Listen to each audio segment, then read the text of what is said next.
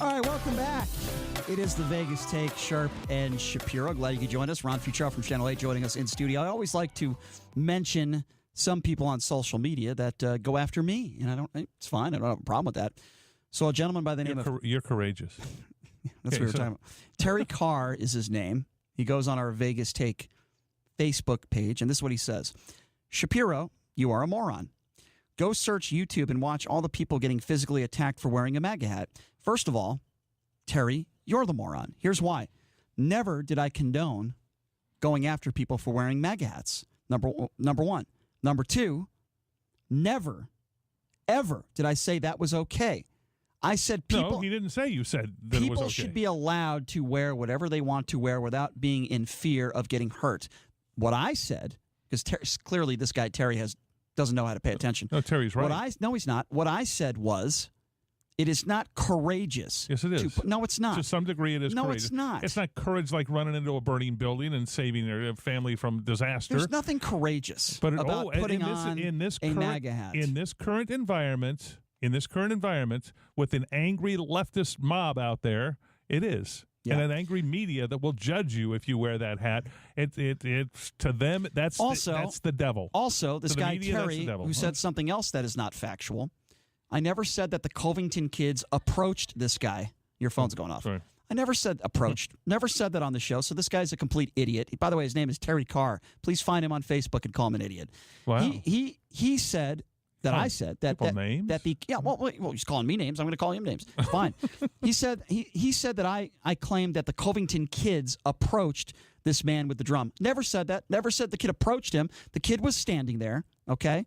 And then... How dare him? Hold on. How dare him stand there? Okay. Here's what I said, and here's why I criticized him. He said he was trying to de-escalate the situation. He didn't say one word to this guy. That's not de-escalation. He also had this funny little smirk on his face. Okay? Now, if you're de-escalating a situation, number one, don't have a smirk on your face. Number two, say, hey, back up a couple feet. Let the guy pound his drum. Who cares? Maybe that's his normal face. Okay. Maybe that's his normal face. That's not his normal face, and I'm only going by what he said.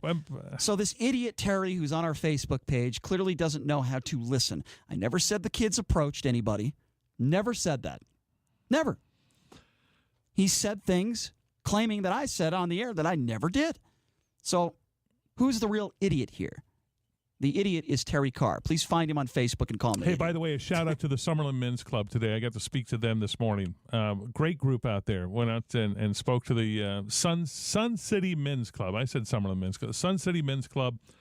And had a great time talking to them. We talked media. We talked sports. This was sports stuff. They wanted to know about a call. I don't know if you remember a call that happened in the Golden Knights game against the Sharks. Anything? Yeah, they wanted to know about that. Yeah. And I didn't get into politics. That I did not do. I stayed away from that. But I gave a context story. Let me tell you a context story here. And this is where the media many times... And not local media, because I think local media, I'm part of local media, so this is self-serving, does a good job to try to make things right because we have to, because and the bias isn't as present in the local media as I believe it is in the national media. And a lot of times I'll say the folks in the national media hide behind telling the truth. Here's my point. They leave things out of context. They will just say part of the story, as a politician does. Politicians don't tell you the whole story. They tell you what their side of the story is and leave it at that. Here's a story that I give to my students at UNLV, and I mentioned it to the guys at the Sun City Men's Club today. Let me tell you the story about a guy who decided to sneak into a room. Two unsuspecting people with their backs turned to him. He opens the door, sneaks inside, and he's got a high-powered rifle with him, and he guns these two people down in cold blood. They don't even see him. They don't even know he's coming, and he guns them both down. What would you describe him, Brian? Would you describe that person as what? A killer? A murderer? I didn't say that. No, I'm saying, how would you describe? I'm telling you the story. Guy sneaks into a room, opens the door quietly, two people with their backs turned to him, and he guns them both down in cold blood. Well, why would he do that? He's a killer. Why would he do that? Well, no, you're the media guy, and you tell him that's the only part of the story that you get to I know. need more information. No, you don't. Yes, I do. No, I'm the media, and I'm telling you all I want to tell you. No, I'm not going to form an opinion without more information. But see, here's the problem. And the media often does this. They do not provide context for stories many times. I want the and whole they just leave information. the whole information is, by the way, it's during World War II, and he's an American soldier, and he storms the beaches of Normandy, and there's a machine gun nest with 2 Nazi soldiers in there that's gunning down his fellow countrymen that are trying to liberate France. And he risks his life and climbs up a hillside and sneaks in behind these 2 guys and guns down and kills the 2 German soldiers. Now, what is your opinion of that person? Well, that's a different circumstance. Oh, no, it's the same story. And they're both true. Well, then he's a murderer, right? No, he's a hero. He's a hero. Maybe I'm not understanding He's an American the story hero. completely. No, you're texting this dude. You got that. But my point in the whole thing, and I love telling this to journalism students, is if you leave out the job of a true journalist, and I see it all the time on the national media at times where they will leave out context and not tell the entire story. Well, then don't form your opinion or do what I did and ask for more information. Oh, I don't. It's pretty simple, isn't it? Yeah, Let's open up the phone lines again. Yeah. 257-5396. But I can see the deception, and the deception is there, and they cast it off as I told the truth. It's personal responsibility too. You can't always believe what you hear, and you need to do some research yourself and try to get more specific examples, especially in that situation, to find out exactly what happened. The number to call 257-5396. Fernando, you're next. Thanks for calling in. Hey, fellas. Mr. Patel, howdy. I have a song request. A song request for me to learn a Beatles song? Okay. Or what song should I learn on the guitar? Yeah? Can it be Yesterday? Oh, I can do Yesterday, yeah. After the Golden Knights because they choked the series away. Oh, boy, here we go. Here we go again. All my troubles seem so far away. Fernando is a Knights hater. It is so obvious. Yes, you are. The Knights win game. When they do bad, you got to criticize your When team. they do bad. If the ref makes the right call, we all know who would have won that game. So stop it. Come on. Power play. 18 goals in 7 games. Fernando, you could bring up every stat you want, but the bottom line is if the referee gets the call right, not wrong, they win Game 7. You can't argue that. Fernando, who are you a fan of? Not the Knights, that's for sure. No, in the NHL. Who's your team? The Golden Knights. Is the Golden Knights? Okay. It's a very simple question. If the ref gets the call right, who wins that game? If you know anything about hockey, you know who wins the game. Okay, yeah, I agree. It was a terrible call. But you can't give 4 goals in 4 minutes. I agree, but it doesn't happen. The Knights aren't in that situation, Fernando. I mean, it's like beating a dead horse. They're not in that situation if the ref gets the call right. So it's academic to me. Okay. Well, we agree to disagree. But all right. Fair enough. I'm going to beat it all. Are you really a Knights fan? Be honest. Are you really a Knights fan? Because you sound. I've gone to every home game since the first. All right, season. then I believe you. Then why aren't you angry of how they screwed up the call? I'm not angry because it's just the way it goes. I'm angry at our team because they gave up those goals. You are the only Knights fan I know that would say, "Well, it is the way it is." You're just so nonchalant. I'm not going to be a homer like everybody else. You know? I'm not a homer. Do you think I'm a homer when it comes to local sports here at UNLV? Has anyone ever called me a homer in this town? No. Look, Ray Brewer is a homer. I could name you a lot of journalists that are homers, and they're nice people, but they're homers. I am not a homer, Fernando. I agree. By the way, Fernando, can I just say one other thing? And then Ron will take over here. Yeah. I bet on San Jose in Game 7. Okay? So what does that tell you? I'm not a homer. I think the Sharks will win the series. Fernando, let me ask you this. Let me tell you if this makes you happy or sad when I give you this news right now. The Sharks are leading Colorado right now 2-0 after the first period. Does that make you happy or sad? Good question. I have no feeling. He's ambivalent.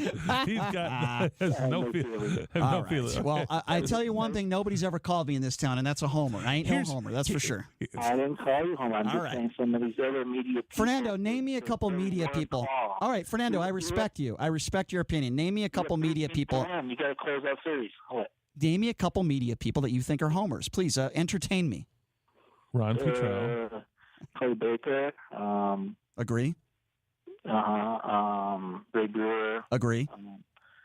Sometimes Mark Anderson, I don't know. I like Mark. See, I disagree with you. I don't think I think he does a good job covering the team. I think he's very fair, and I think he asks the right questions. I like Mark. I don't think he's a homer. That's just my opinion. I'll disagree with you on that one. I like all these guys he's mentioned. All right. They're all friends. So hey guys, you're at 3-1. You got a close series. Okay, you got to close it. You got to step up. Yeah, I know you got to close that series. Hey, I'm going to learn. I'm going to learn the song yesterday on the guitar. Okay, along with "Let It Be" that I learned on Saturday. Now, here's what I do like, Fernando. I mentioned this to you, and Brian, you could listen, and anybody else that wants to listen in on this. Okay, here's what's great about the Sharks Knights thing is there is now a true rivalry between these two teams. Absolutely, the Knights knocked the Sharks out year one. Year two, the Sharks get that call and knock the Knights out when the Knights should have closed that series out in a bunch of different ways. So now what you've got is there's really, honestly, some intense hatred. Here's what the Sharks went out and built a Pavelski payback shirt. Pavelski payback shirt that has the stats of with 10:47 left, 3-0 Knights, 10-minute power play. Shirts with that on the front, the scoreboard of before the power play even took place, and it's called the Pavelski payback shirt. So what's their social media, they've gone back and forth with each other. So there is a sincere, honest to goodness, Knights fans have wanted a rivalry with somebody. It's game on now with the Sharks. It is. It is game on with the Sharks. Yep. Fernando, always good to hear from you, my man. I appreciate the call. Thank you. Number to call, 257-5396. Talking a little bit about the Vegas Golden Knights. Right, we got to do a little sports today, don't we? But, again, beating a dead horse here. The point I'm trying to – Ron, I think you understand what I'm saying. What I'm trying to say is that if the ref gets the call right, the Knights win the game. Yeah, now, they did win the game. Should they have closed out when they were up 3-1? Absolutely. Should they have to give up 4 goals in 5 minutes? No, it's ridiculous. 1 or 2 goals, maybe, not 4. All that being into account, they still should have won that game if the refs did their job. It was a cheat. They would have won the game if the refs. Yes. And that's the only point. The NHL has never apologized. Well, they did, didn't they? And they did, no.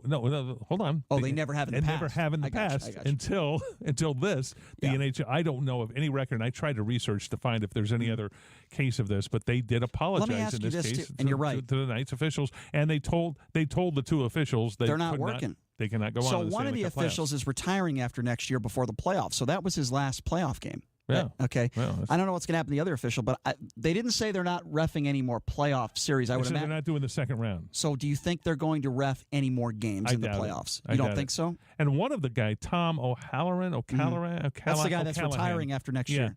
He's a veteran. He's a veteran official who's done Stanley Cup Finals for ages. Do you think that they should be allowed to go to replay in those types of situations? I think on a major penalty, yes. And they may change that, but because, first of all, they would have had time. If time's an issue, that's not. They're peeling Pavelski off the ice.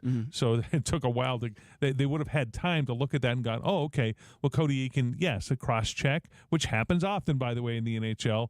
Especially on a face-off, and then an inadvertent hit by Stastny that he was trying to get out of his way at that point, that it was just a situation that happened, and they did not see it. They clearly didn't see it, or they wouldn't have given that sort of penalty to it. They could have looked at it, had Toronto look at it, and said, wait a second, that's not even – you cannot judge – and Jonathan Marsh's show was exactly right about this. You cannot judge the effect of what happened and the consequences of what happened with a penalty.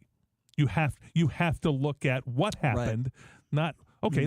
Here's a good example. Eric Haula got smashed into the boards about midway through the season and busted his knee up to the point that he never played another game this year. Right. He'll be ready to go next year. He'll be ready to go next year. Yep. There was no penalty on the play, and there wasn't. It was a clean hit against the boards. His skate just got caught, it looked like, and twisted his knee, and he went down. It was horrible for him. He was in awful pain, and should they have looked at the effect of that and given that player a 10-minute major penalty for snapping the knee?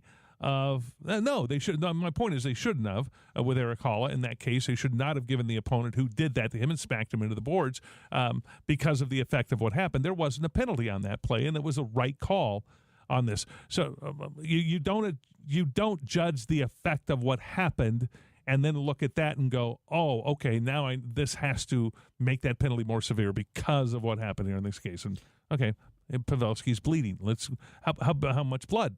Should Look, if there's more here's the blood, bottom should it line. be 4 minutes? And anybody who more covers blood 8 minutes, more blood 10 minutes. I'm sure you'll agree with this, but just about anybody that covers the NHL that's not biased would agree with this statement. If Pavelski doesn't fall down, it's not even a 2-minute minor. Oh no, it's okay? it's nothing. That's how ridiculous this call was, Yeah. and it completely changed the outcome of the game. I'm glad that Marchessault sounded off on it.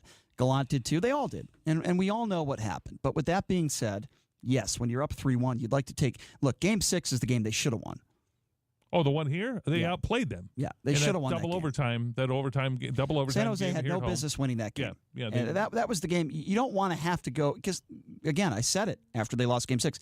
Anything could happen in a Game 7. Anything. And it did. You don't want to put yourself in that situation. You want to take care of business at home in Game 6 so you don't have to worry about a Game 7. Unfortunately, they weren't able to do that. The season is over. It was still a good season, but the way the season ended could not have been any worse. You could not find a situation where the season ends worse than that. Yeah. Besides maybe getting into a car accident on the way over there in a bus or something. You can have, but other than something really tragic. Yeah. Okay, but in the sports tragedy realm, yes. I mean, this is about as bad as it gets when it comes to those sort of things. Now, if it provides them motivation in the offseason and some bitterness, they come back with a chip on their shoulder and they go, we're taking them down. We're out here. But Fleury ain't getting any younger. No, and here's the things they have to address in the offseason, though, as we forward-looking. And we didn't plan talking about hockey here, but they've got to decide what they're going to do with William Karlsson. Okay, what's going to happen with Wild Bill? He made $5 million last year. By the way, why do they call him Wild Bill? Because he is the quietest guy you will ever meet. Because his hair, it's blonde. That's wild. Blonde flowing hair. It's courageous. Okay. His hair is courageous. Yeah, courageous hair. It's very courageous. For me if I could. I don't have that courage. Neither do I. Neither do I. Now or ability. Here's the other is what do they do with him? If he gets offered $6 or $7 million from another team, he's a restricted free agent, meaning the Knights can meet any offer that another team makes. Right. If somebody offers him $6 or $7 million, which it could, he had 43 goals last year, and this past season, this most recent season, 25 goals, I believe. So 2 very good seasons. By anybody's standards, somebody offers him $6 or $7 million a year. I think he goes. I think he leaves. I don't think he plays I don't think they match that offer because they've got salary cap issues right now. The Knights do. They don't have the room. They don't have the space, and they have a lot of good young talent coming. They got Eric Holla coming back next season. What line are they going to put him on? He's got a shot. I mean, when I say a shot, he's got a spot. I mean, on this team. So they've got to figure out the lineup and what they're going to do from here. And that the number 2 line, Stasny's line with Pacioretty and Stone, it became a rock star line, and it will only get better. It will be the number 1 line probably next year if they're able to keep. But again, Fleury's not getting any I don't younger. know what they do at goalkeeper. They've thought about that. They got not to a big Subban guy. I don't know if Subban. Don't have a lot of confidence in him. Well, and here's a theory on that is quite often you don't have your who you want to be your number 2 goalie. Yeah. As the number 2 goalie on the team currently playing in the NHL because he's not getting work. Right. You have your number 2 goalie as the number 1 guy in the minor leagues. Right. Oscar Dansk or Max Legacy because they're getting the work. By the way, Chicago, the minor league team for the Knights, is in the second round of the playoffs. They're doing real well. Good for them. I didn't know that. Yeah, they're playing very well. They got Cody Glass sitting down there, Nick Hague, a big defenseman, and 2 very good goalkeepers on that team. No, Legacy's done a nice job when he's been called up. So typically that's where you have your number, what you would consider your best backup goalie is going to be that guy down there in the minors so that he's getting work because Subban, he got some work late in the season when Fleury got injured, but didn't get a whole lot. But you're right about that. Fleury is 34, 35. Look, he's He phenomenal. He is a phenomenal goaltender. He's a Hall of Fame. All I'm saying is that, all it takes is one concussion or one bad injury, which could very well happen, and his body is not going to recover like it would 10 years ago. Well, and he can't play in 60 regular season games like he did this year. Too much. He's not, even though he had a marvelous season with great shutouts during the regular season, all these sort of things, and then he was rock star during the playoffs. That 5-minute stretch, though, defined what happened with this Knights season, and that was awful. Yeah, no doubt about it. He is Ron Futrell from Channel 8. Ron, I always appreciate it when you take some time to come in. This was another good, heated, spirited debate. We went at it pretty well tonight. We always get into it. If you missed any of it, check us out at The Vegas Take on Twitter and our Facebook page, The Vegas Take. Tomorrow on the show, Jamison Welsh from Drive Time Sports, talk a little NBA. Houston Rockets, Golden State Warriors in action. Golden State out to an early double-digit lead. That surprises me a little bit. We'll talk about that. That'll settle down. The Celtics just got absolutely annihilated tonight by Milwaukee. We'll get to that tomorrow with Jamison. And what will Trump say next? Yeah, don't trust me. I promise you, we'll cover that. We'll cover the Commander-in-Chief, Donald Trump, who is just so courageous. That's the word we're using today, courageous. Donald Trump, such a courageous character. Anyway, Ron Futrell, you're courageous. Thank you so much for coming on. The legend himself, the courageous Ken Thompson, coming up next. Thanks for joining us, everybody. Have a great night, and we will catch you same time, same place tomorrow. Have a great night, everybody.